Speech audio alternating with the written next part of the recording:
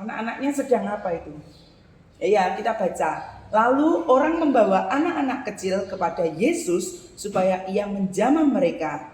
Akan tetapi murid-muridnya, murid-murid Tuhan, memarahi orang itu. Orang itu berarti orang yang membawa anak-anak kecil. Terus ketika Yesus melihat hal itu, ia marah dan berkata kepada mereka, biarkan anak-anak itu datang kepadaku, jangan menghalang-halangi mereka.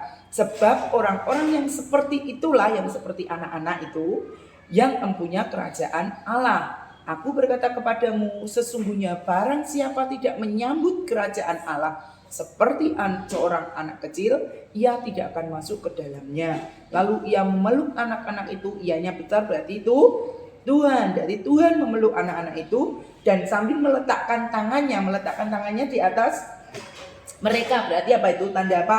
Memberkati mereka. Nah, di sini ada tokoh Tuhan, anak-anak, orang yang membawa anak-anak itu dan juga murid-murid Tuhan. Nah, ketika Tuhan ada di situ, orang itu membawa anak-anak untuk datang kepada Yesus. Tapi apa yang terjadi?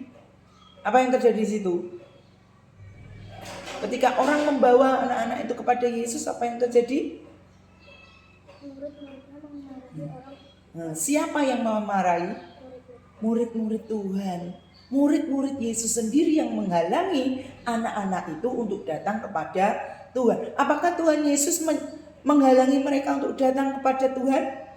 Enggak, Tuhan Yesus justru malah welcome, menerima mereka untuk datang kepada Tuhan. Justru murid-murid Tuhanlah yang menghalangi anak-anak itu untuk datang kepada Tuhan. Maksudnya apa toh itu murid-murid Tuhan? Saya cilek we minggiro, masih kecil kamu, gak usah usahakan ikut ke sini. Maksudnya anak-anak itu disingkirkan dari hadapannya Tuhan supaya gak datang kepada Tuhan. Itu termasuk sikap membedakan tidak?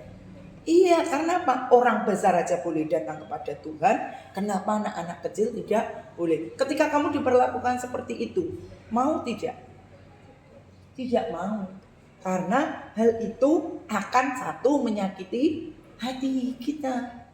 Nah, itu yang pertama. Berarti Tuhan Yesus dari ayat itu menentang adanya diskriminasi, pembedaan perlakuan. Nek wong gede wae untuk datang kepada Tuhan, kenapa anak-anak tidak boleh datang kepada Tuhan?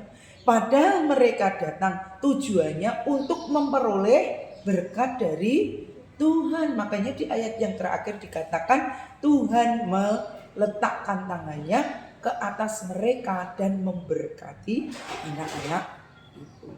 Jadi tidak ada batasan umur, batasan usia untuk bisa datang kepada Tuhan. Baik itu anak kecil, anak remaja, dewasa, orang tua, lansia, itu semua boleh datang kepada Tuhan. Tuhan tidak membedakan kowe bisa cilik gak entuk mrene.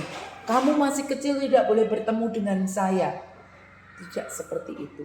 Itu contoh atau teladan yang Tuhan ajarkan untuk menghapus diskriminasi.